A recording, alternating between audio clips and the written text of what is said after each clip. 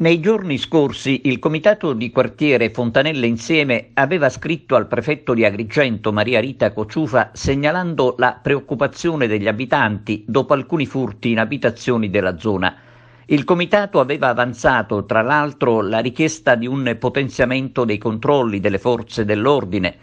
Tempestivo è stato il riscontro del prefetto che ha convocato un incontro tra il comune di Agrigento e lo stesso comitato di quartiere di Fontanelle.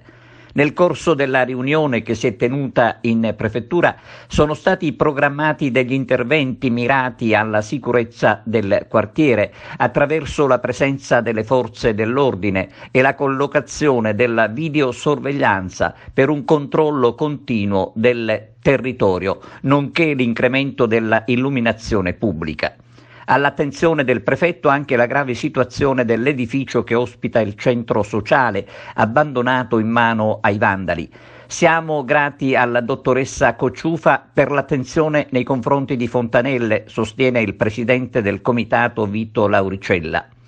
L'immediato riscontro alla richiesta di aiuto con la preoccupazione della gente che cresce è sicuramente un segno della grande disponibilità del prefetto Maria Rita Cociufa nei confronti di Fontanelle, uno dei più popolati quartieri di Agrigento, dove 30 anni fa, prima che diventasse un grande agglomerato urbano, si era parlato di istituire una caserma dei carabinieri.